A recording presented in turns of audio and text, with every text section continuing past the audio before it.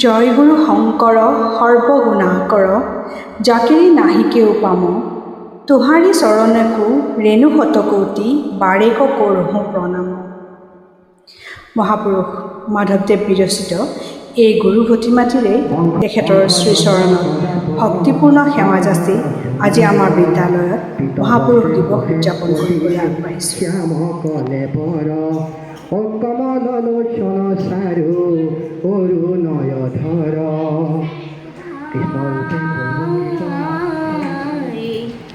চলোৱাই যাই বৃন্দাবনে আলু ভাই চলোৱাই যাই বৃন্দাবনে দেখো গয়া আনন্দ নয়নে আলু ভাই চলোৱাই যাই বৃন্দাবনে। অতিকে প্ৰিয় শিষ্য আছিলে। তেখেতৰ বহুত ধৰণৰ তেওঁ নাটক লিখিছিলে, বৰগীত লিখিছিলে। তথাপিতো তেওঁ নাটক যদিও লিখিছিলে, তেওঁ নাটকবিলাক আচলতে এখনেই আমি নাটক হিচাপে ধৰা যায়। সেইখন হৈছে অৰ্জুন ভঞ্জন।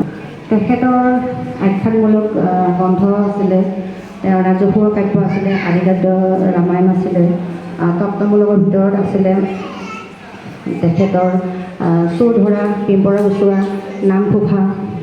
নামঘোষাত তেখেতৰ 1000টা ঘোষা আছিলে কাৰণে নামঘোষা আন এটা নাম আমি হেজাৰী ঘোষা বুলিও জানো।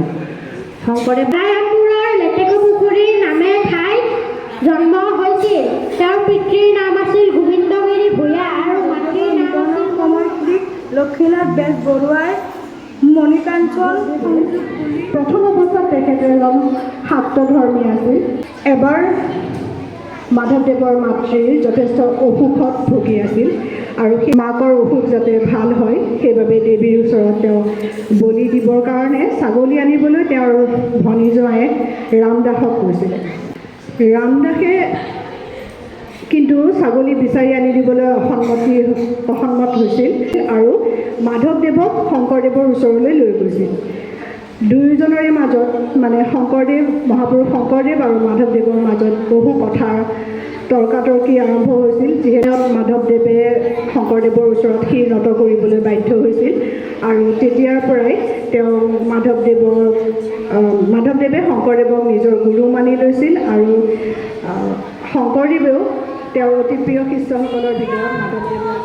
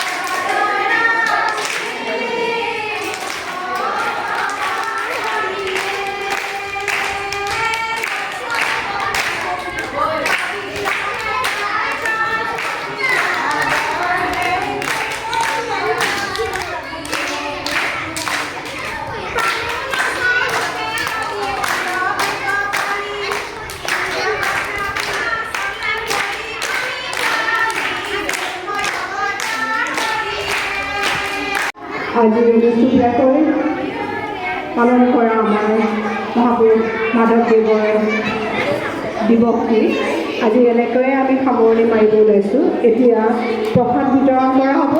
সকলোৱে অকণমান পৰিপাটিকৈ শৃংখলাবদ্ধভাৱে বহি থকা